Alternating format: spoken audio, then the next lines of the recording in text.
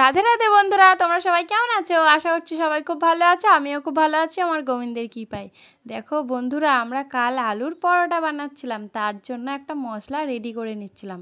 শুকনো লঙ্কা, জিরে, দারচিনি, তেজপাতা, লবঙ্গ, এলাচ এইসব দিয়ে একটু নুন দিয়ে ভেজে নিয়েছিলাম। তারপরে আমার বড়বাবু গুঁড়ো করে দিচ্ছিল আমাদের বেলন চাকতিতে। তারপরে ওই তাওয়ার মধ্যেই একটু সর্ষের তেল দিয়েছিল, আর আলুটাকে আগে থেকে সেদ্ধ করে রেখে দিয়েছিলাম ওটাও দিয়ে দিল। আলুটার মধ্যে এবার সব মশলাগুলো একে একে দিয়ে দিবে। কাল আমার বড়বাবুই এটা বানাচ্ছিল, মানে আলুর পরোটাটা, আর আমি টুকটাক এমনি সাহায্য করছিলাম, আমি কিছুই করিনি। তারপরে দেখো যেই মশলাটা ভেজে গুঁড়ো করছিল ওটাও দিয়ে দিল, আর আমি একটু লবণ দিয়ে দিচ্ছিলাম, হলুদ গুঁড়ো, লঙ্কার গুঁড়ো, সামান্য একটু চিনি, আমি এইগুলো দিয়ে দিচ্ছিলাম, আর উনি একটু নাড়ছিল। আমার বড়বাবু পরোটাটা বানাচ্ছে বলে তোমরা আবার ভেবো না উনি রান্না বান্না করে, উনি কিচ্ছুই করে না, বাড়িতে এসে শুধু ঘোরাঘুরি করে। আমরাই রান্না করি, আমি আর আমার শাশুড়ি মা। আমিই বেশি করি, উনি টুকটাক করে এক একদিন। আর এটা আমরা সবাই মিলে জোর করেছিলাম যে আমাদেরকে আলুর পরোটাটা খাওয়াতেই হবে।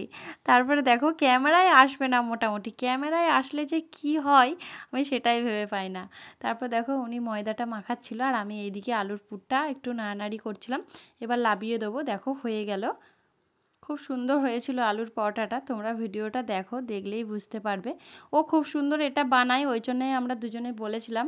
ও চলে যাবে আবার, ওই জন্য আমরা বলছি যাওয়ার আগে একদিন আমাদেরকে আলুর পরোটাটা খাইয়ে দিয়ে যাও। ওই জন্যই ও বানাচ্ছিল, নাহলে তাও করতো না। বলছিল যে তোমরাই বানাও, আমি বলে দিচ্ছি। আমরা বলি আমরা জানি, আমরা করব না, যদি বানিয়ে দাও তবে খাবো, নলে খাবো না, এটাই বলছিলাম। তারপর দেখো একে একে পুরটা রেডি করে নিল, সব পুরগুলো দিয়েও দিল। খুব সুন্দর করেই বানাচ্ছিল, আমি দেখছিলাম। এটা পিঠের মতো করে নিয়েছিল, তারপরে ঢুকিয়ে দিল পুরগুলো, তারপরে আস্তে আস্তে বেলে নিচ্ছিল। উনি খুব সুন্দর বেলেও, রুটি এমনিতেও খুব গোল গোল করে, মানে যখন গুজরাটে থাকে একাই তো বানিয়ে খায়, ও সব কিছুই ওই জন্য জানে। দেখো হয়ে গেল, আমি একটু ভেজে নিচ্ছি, কারণ ও বেলাবলি করছে, ও আর পারবে না একা একা, ওই জন্য আমি একটু ভেজে নিচ্ছি।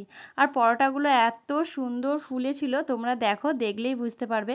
সব কোটাই ফুলেছিল, মানে তোমাদেরকে মিথ্যে কথা আমি বলছি না, সবগুলোই ফুলেছিল। আমার শাশুড়ি মা এসে বলছিল, বলে হাই কী সুন্দর ফুলছে গো।